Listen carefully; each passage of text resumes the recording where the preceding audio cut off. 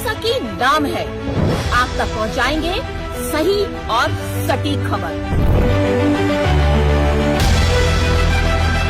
जनता की सुननी है और सरकार को सुनानी है। ये है आई ऑफ ट्रुथ। नमस्कार दोस्तों, आप देख रहे हैं आई ऑफ ट्रुथ। मैं हूं आपके साथ अनु जैन लाहौर की।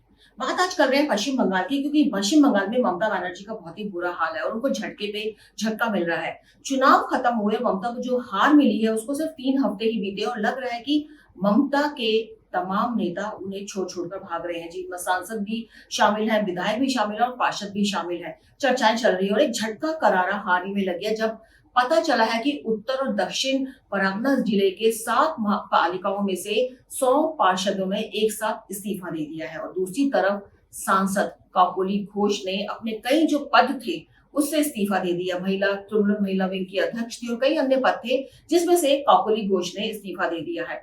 बताया जा रहा है कि काकोली घोष के इस कदम के पीछे उनका गुस्सा है। गुस्सा इसलिए है कि कुछ ही समय पहले काकोली घोष अपने 6 विधायकों के साथ शुभेंदु अधिकारी जो नए मुख्यमंत्री हैं बीजेपी के, उनकी प्रशासनिक बैठक में भाग लिया था। उसी से गुस्सा होकर उन्हें जो संसदीय दल का मुख्य सचेतक होता है उससे हटा दिया गया और शायद यही गुस्सा था कि काकोली घोष ने तमाम पदों से इस्तीफा दे दिया। हालांकि उन्होंने कहा है कि वे सांसद के तौर पर अपना काम जारी रखेंगी, लेकिन इसके पीछे भी एक पेच है। जी हाँ, जो चर्चाएं चल रही हैं और चर्चाएं बहुत सॉलिड है, किसी भी समय कुछ भी हो सकता है। चर्चा ये चल रही है कि टीएमसी के 12 से ज्यादा सांसद बिल्कुल तैयार बैठे हैं बीजेपी में आने के लिए। जी हाँ, और काकोली घोष का ये कदम कहीं ना कहीं इशारा कर रहा है कि अंदर ही अंदर कुछ बड़ा खेला चल रहा है।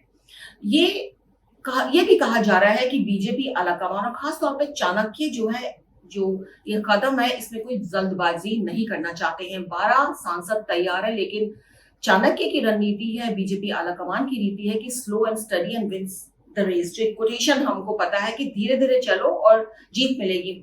इंतजार हो रहा है कि 12 के बदले जो सांसद है उनकी संख्या 20 हो जाए। अब 20 क्यों हो जाए?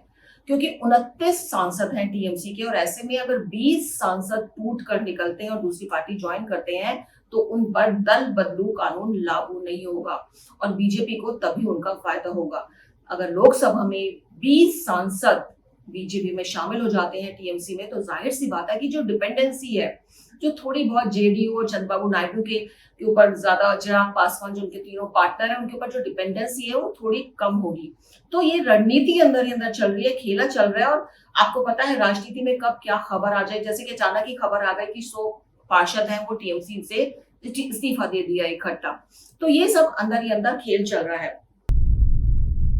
और इसके अलावा कई और बातें हैं जो पता चल रही है, छन छन कर सामने आ रही है कि ममता दीदी को उनके जो विधायक हैं वो भी छोड़कर जाने के मूड में है। और इसका पता कैसे चल रहा है? जी हाँ, ममता दीदी ने जब चुनाव हारने के बाद पहली विधायक दल की बैठक की तो बहुत से विधायक उसमें से गायब थे। इसके अलावा ममता दीदी जो है, मतगणना में गड़बड़ी हुई है, चुनाव आयोग ने काम नहीं किया है, केंद्रों में ईवीएम में गड़बड़ी हुई है, इसको लेकर कोर्ट का दरवाजा खटखटाने की पूरी तैयारी कर रही है। लेकिन पता चला है कि हारे हुए बहुत से उम्मीदवार टीएमसी के ममता का साथ देने को तैयार नहीं है, यानी वो कोर्ट जाने को तैयार नहीं है, ये लड़ाई लड़ने को, ममता का साथ देने को तैयार नहीं है। उससे अंदाजा लगाया जा सकता है कि सांसद तो क्या, विधायक तो क्या, पार्षद तो क्या, सभी ममता दीदी का साथ छोड़कर जाने की तैयारी में है और सब अपने पीछे कुछ ना कुछ कारण बता रहे हैं कि क्यों वो ऐसा कर रहे हैं। लेकिन हाँ, जल्दी ही बंगाल में बहुत बड़ा खेला होने ही वाला है जिसकी उम्मीद की जा रही है।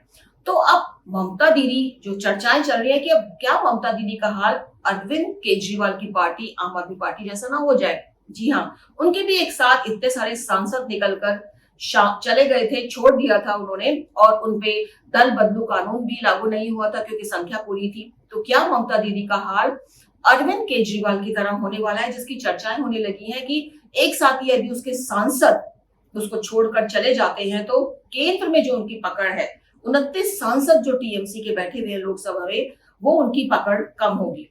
तो देखिए एक तरफ क्या हो रहा है, ममता दीदी जो पूरे सक्सेसफुल, उन्होंने इतने सालों तक बंगाल पर राज किया और जब उनका पतन हुआ तो पतन ऐसा सामने आ रहा है कि सारे नेता, छोटे से लेके बड़े नेता, उनको छोड़ छोड़कर जा रहे हैं।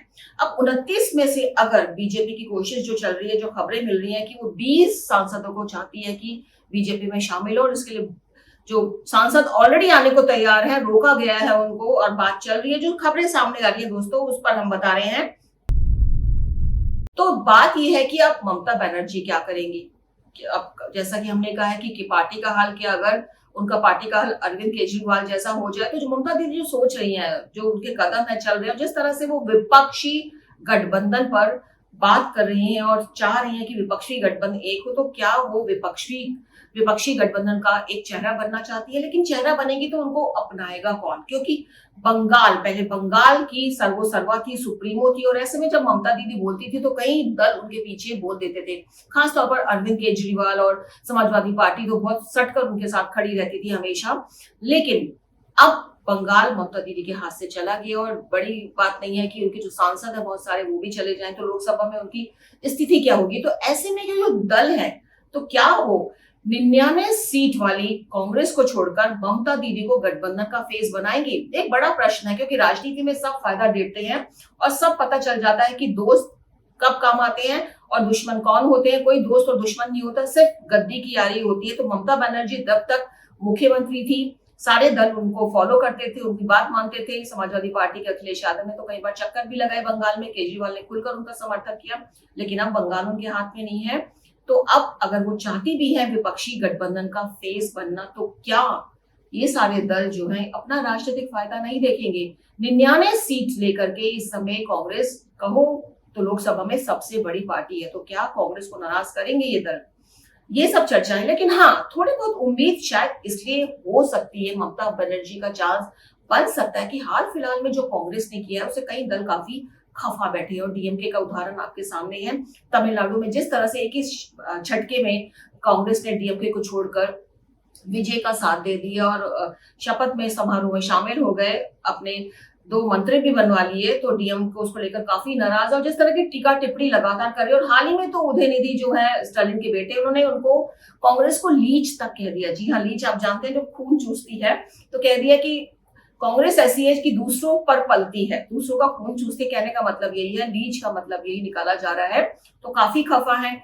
दूसरा, अरविंद केजरीवाल पहले ही किनारा कर चुके हैं कांग्रेस से, क्योंकि उसको बहुत बड़ा झटका कांग्रेस ने दिया था दिल्ली में, फिर हरियाणा में उसको झटका मिला। समाजवादी पार्टी के भी संबंध इतने ज्यादा अच्छे नहीं है, खासतौर पर राहुल गांधी के संबंध अखिलेश यादव से इतने अच्छे नहीं बताए जा रहे हैं। हाँ, प्रियंका गांधी जो है उनके संबंध हैं, लेकिन क्योंकि राहुल गांधी हमेशा फ्रंट फुट पे रहते हैं, चलती उन्हीं की है, डिसीजन वो लेते हैं, तो ऐसे में समाजवादी पार्टी भी कांग्रेस के इतने क्लोज नहीं दिख रही है। तो ऐसे में लगता है कि शायद ममता बनर्जी का जो ये दाव है, वो जो चाह रही है कि विपक्ष इकट्ठा हो और ये सारा विपक्ष इकट्ठा हो जाए, चाहे उसमें कांग्रेस ना हो लेकिन और दल शामिल हो, तो वो विपक्ष का चेहरा बन सकती है। लेकिन कहते हैं ना, ये राजनीति है, हर दल यहाँ पे अपना फायदा देखता है। किसी को चिंता नहीं है इस समय की गठबंधन बने या बीजेपी को हराना है। सबको यह है कि किसी तरह से अपनी स्टेट में अपना दबदबा कायम रखा जा सके, सबको इसी बात की चिंता है और ये सब जानते हैं अंदर ही अंदर। इसलिए कोई भी नेता किसी को आगे बढ़ने का मौका नहीं देता है, चाहे वो कोई भी हो।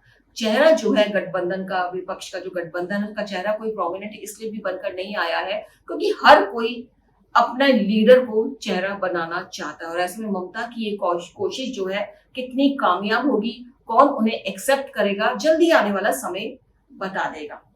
दोस्तों, उम्मीद है हमारा प्रोग्राम आपको पसंद आया होगा। कोशिश रहती है कुछ फिगर्स और फैक्ट्स के साथ नई नई चीजें जो डेवलपमेंट हो रही हैं आपके सामने लेकर आए। तो आप बने रहिए और देखते रहिए हमारा चैनल आई ऑफ ट्रुथ। हमारे चैनल आई ऑफ ट्रुथ को सब्सक्राइब कीजिए YouTube पर, इसे फॉलो कीजिए Facebook पर, Instagram पर, Twitter पर और कू पर। हमारे चैनल के बारे में फीडबैक देने के लिए हमें मेल कीजिए ioftruth.6@gmail.com पर।